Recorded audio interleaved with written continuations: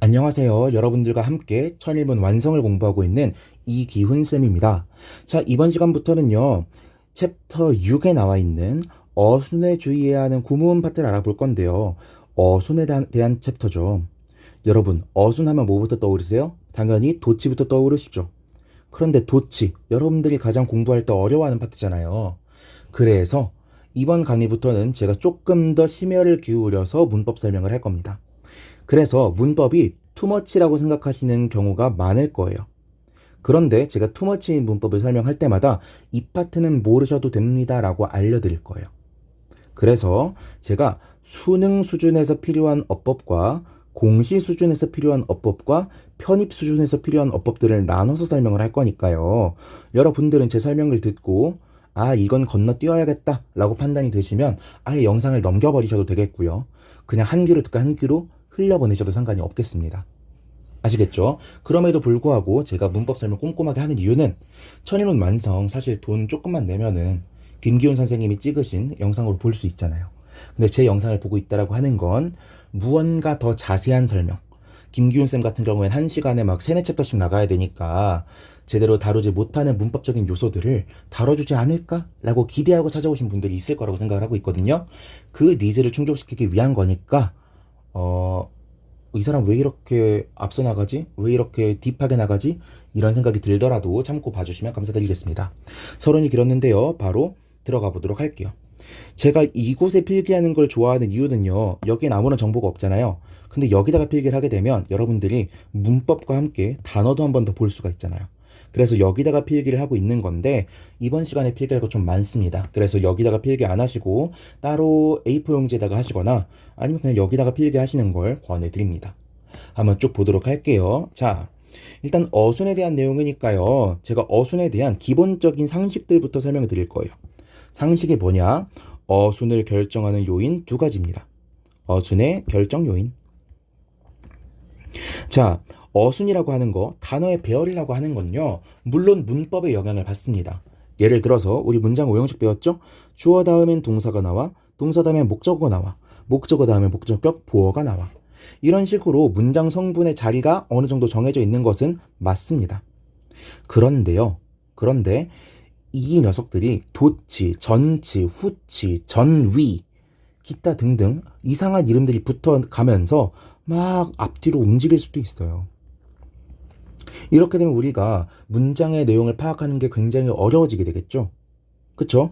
그렇다면 우리는 반대로 생각을 해봐야 되는 거예요. 이 사람들이 왜 알아보기 힘들게 자꾸 문장 성분들을 다른 위치로 옮기지? 이걸 한번 고민을 해보자는 겁니다. 오케이. 그래서 어순을 결정하는 두 가지 요인에 대해서 설명을 드릴 건데요. 첫 번째는요, 영어로 써볼게요. 깐진하게. Information focus. 정보의 초점입니다.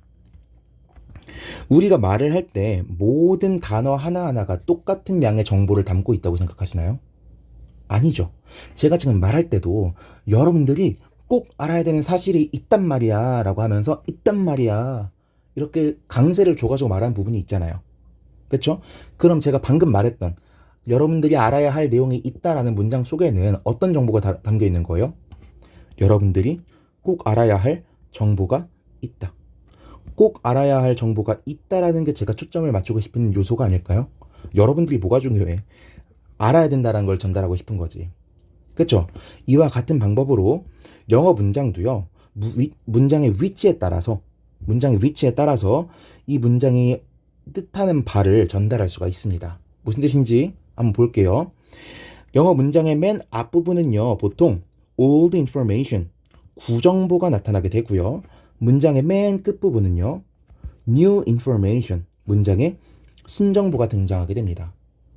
자, 그러면 여러분 이미 알고 있는 옛날 구닥다리 정보를 알고 싶어요? 새로운 뭔가 최첨단의 정보를 알고 싶어요?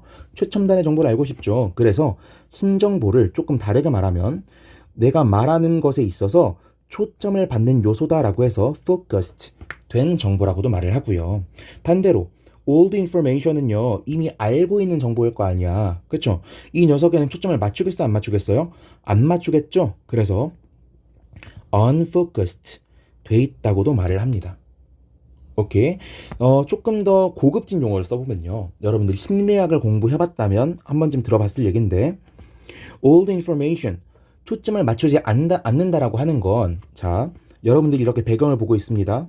근데 여러분이 이 상황이 이렇게 지나가고 있었어요. 그러면 여러분은 이 배경이 보입니까? 아니면 이 상황이 보입니까? 이 상황이 눈에 들어오겠죠. 근처에 나무가 있고 하늘이 있고 다른 사람들이 지나가고 있고 이런 배경들은 눈에 보여요, 안 보여요? 안 보여요. 그래서 backgrounded, 배경화되었다, 후경화되었다 라고 하거든요. 우리가 더 이상 초점을 맞추지 않는 정보가 된 것을 보고 backgrounded 되었다고 말을 합니다. 그렇다면 우리가 지금 딱 보고 있는 이 이상형은 우리의 초점으로 훅 들어왔잖아요. 우리 눈앞에 싹 들어왔잖아. 그래서 뭐라고 부를까요? background의 반대말 foregrounded라고 부르게 됩니다.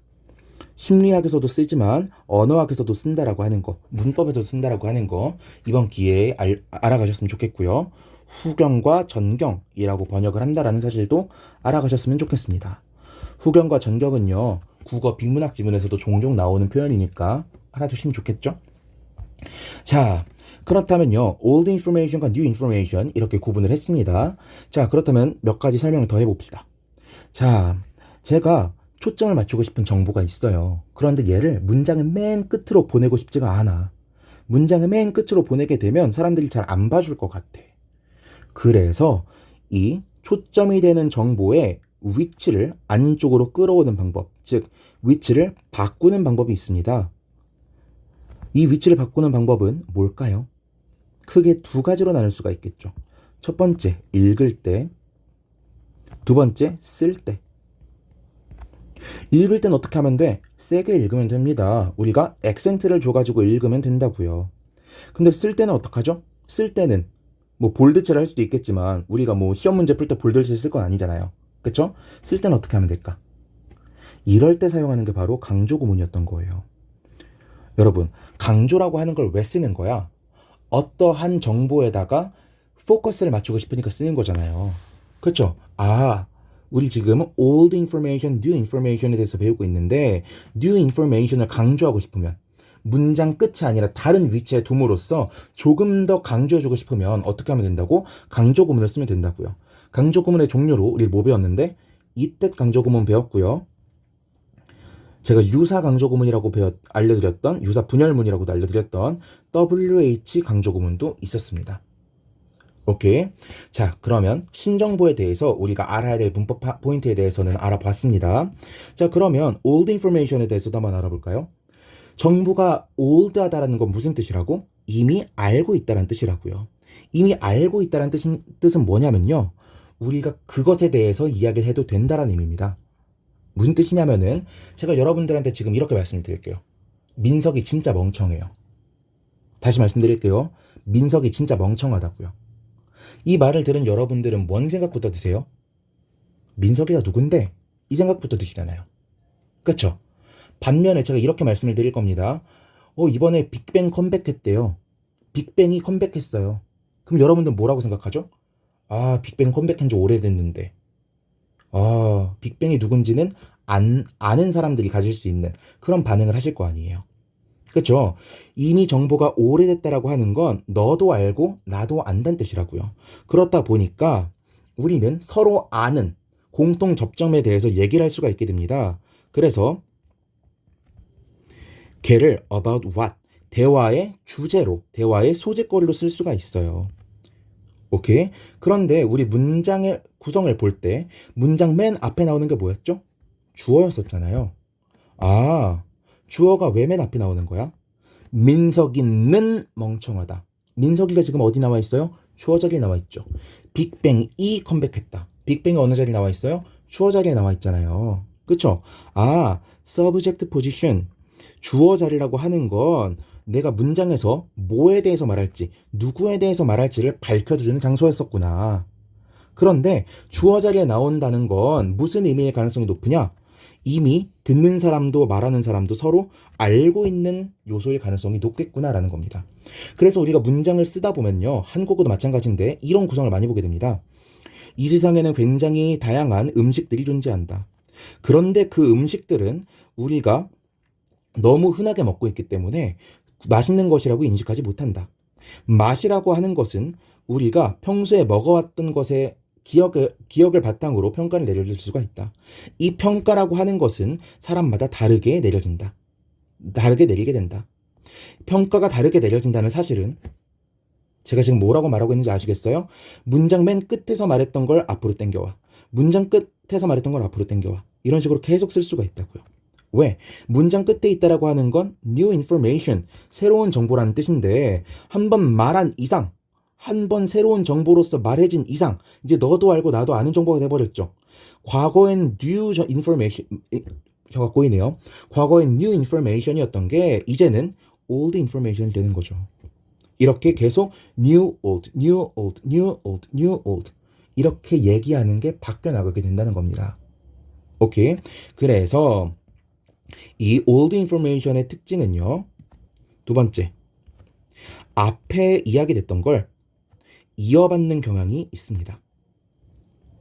제가 지금 이거를 독해 상황에서도 써먹을 수 있기 때문에 좀 힘줘서 시간 들여서 말한 거기도 하지만 앞으로 설명드리게 될 부사구 전치, 보어 전치 같은 경우에도요. 심지어는 부정어 전치 같은 경우에도 이 이어받는 습성 때문에 일어나는 현상이라고 설명을 드릴 거예요. 오케이. 자, 세 번째. 자, 무언가에 대해서 우리가 말을 할 거라고 주어 자리에 어떤 명사를 딱 놓는다라고 하는 건 그 명사를 너도 알고 나도 안다라는 의미가 된다고 그랬죠. 근데 만약에 너도 알고 나도 아는 게 아닌데 주어 자리에 놨어. 이 old information 자리에 놨어. 그러면 무슨 뜻일까요? 무슨 뜻이냐면 얘부터 알려주고 시작할게 라는 뜻입니다. 내가 얘를 우리 모두가 아는 정보로 만들어 놓지 않으면 더 이상 대화를 진행해 갈 수가 없어. 그러니까 내가 얘가 누군지에 대해서 먼저 알려줄게. 자, 제가 민석이는 진짜 멍청해 라고만 말하면 여러분이 민석이는 누군데? 라고 말할 거라 그랬죠. 근데 제가 이렇게 말하면 어때요? 민석이라고 대학교 후배가 있는데 걔 진짜 멍청해 라고 말하면 누군지 대충은 알게 되죠. 민석이라고 하는 이름이 old information이 되잖아요. 그렇죠? 그래서 우리가 무언가에 대해서 알려주고 시작하고 싶다라고 하면은 주어 자리에 낯선 녀석들도 박아놓을 수가 있다라는 겁니다. 그리고 우리는 보통 이렇게 주어에다가 무언가를 때려박고 얘는 무엇이다. 주어는 의미한다 블라블라를 이런 패턴으로 사용되는 문장을요. 정의를 내리고 있는 문장이다 라고 설명을 하기도 하죠. 오케이? 어떤 용어나 인물이나 현상이나 이론에 대해서 설명하는 거 이게 definition이잖아요. 오케이? 아, old information의 특징은 이런 것들이 있구나 라고 생각하시면 되겠습니다. 두 번째 end weight principle 이라고 있습니다. 한국말이 더 어려워요. 중량 문미 원칙이라고 하는 건데 간단하게 말할게요. 우리 무거운 사람은 덩치가 커요, 작아요? 크죠. 문장에서 길이가 긴 어구가 나왔어. 긴 어구가 나오면 이 어구는 어디로 보낸다? end, 끝자리로 보내는 경향이 있다라는 겁니다. 오케이. 선생님, 이거 우리가 알아야 되나요? 아니요. 우리 이미 알고 있어서 알 필요가 없어요. 가주어 구문, 진주어 구문, 진주어랜다. 가목적어 구문. 이 친구들 다 뭐예요? 주어 자리에 있던 긴 녀석을 맨 뒤로 보내는 거죠. 목적어 자리에 있던 긴 녀석을 맨 뒤로 보내는 거잖아요. 이게 바로 무슨 원리 때문에 사용된 거라고? end weight 원리 때문에 사용된 구문이 되는 겁니다. 오케이. 그리고 제가 이전 강의에서 가주어 구문, 가목적어 구문을 깐진하는 표현으로, 멋진 표현으로 외치라고도 부른다고 말씀을 드렸었고요. 오케이. 자, 그래서 영어의 어순을 결정하는 큰 두 가지의 원리에 대해서 지금 장황하게 10분간 설명을 드렸습니다. 첫 번째는 information focus, 두 번째는 end weight였다고요. 오케이.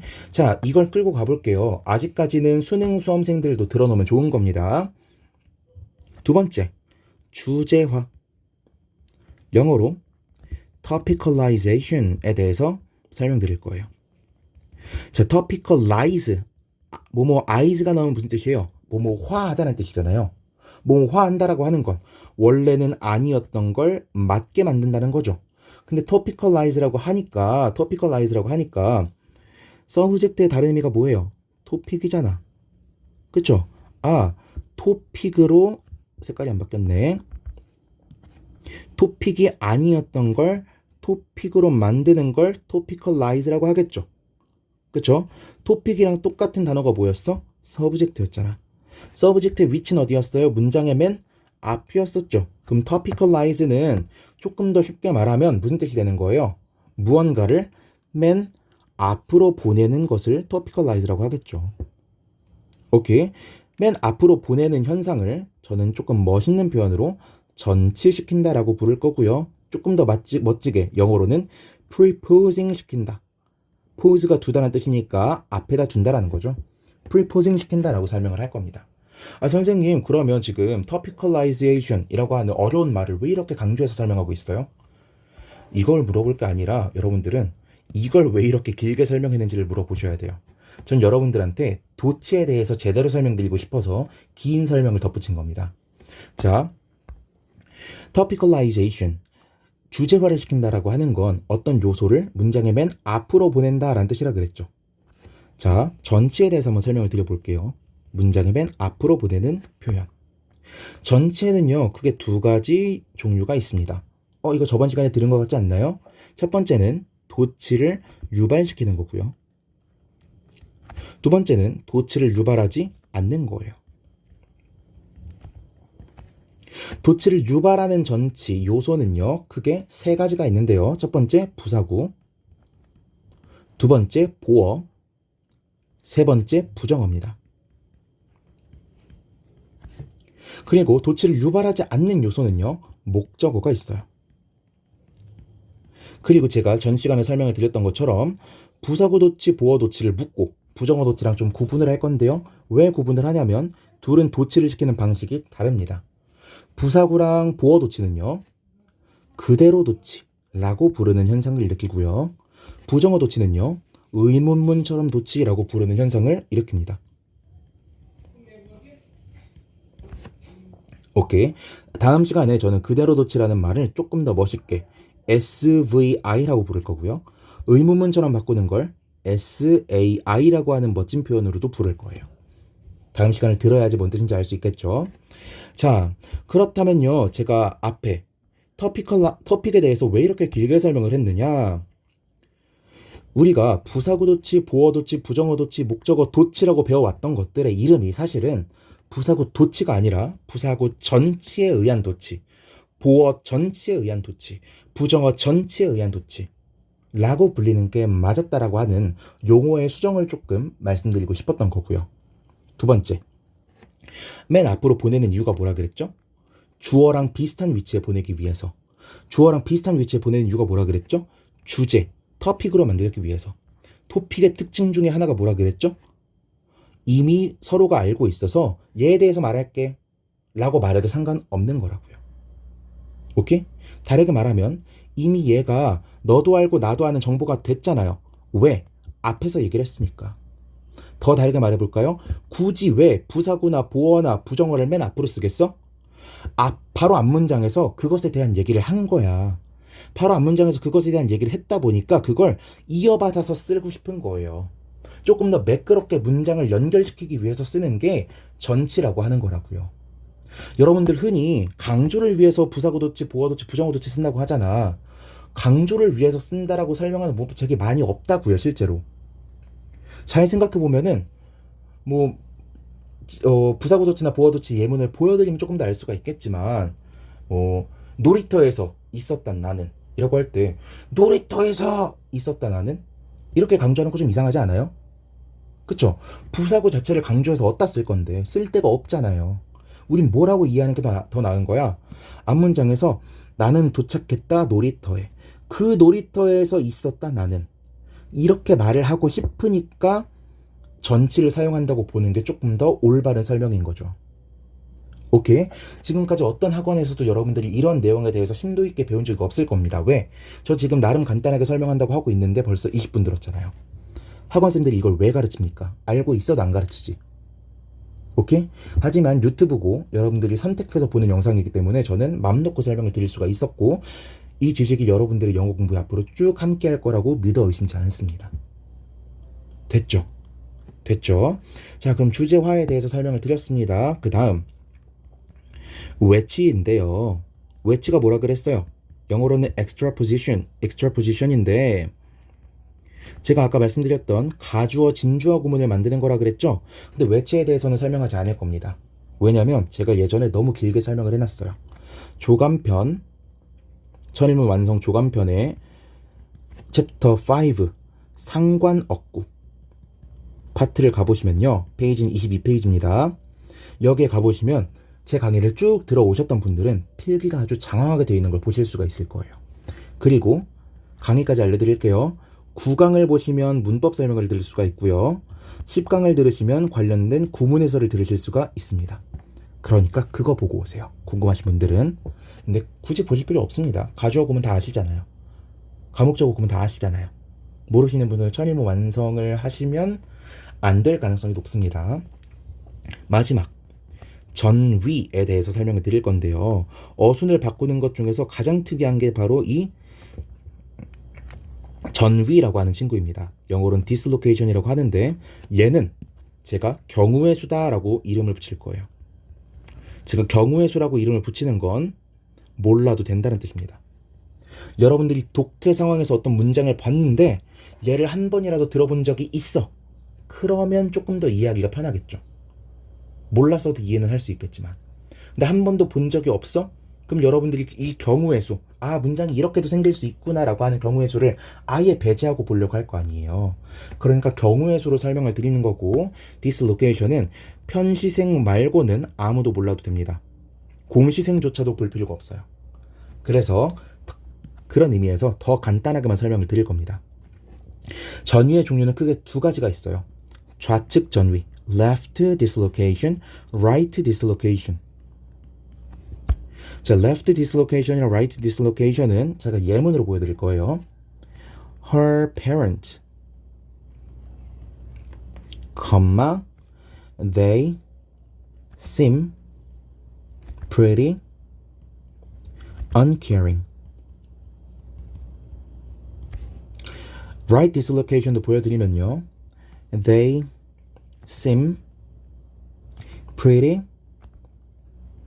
uncaring,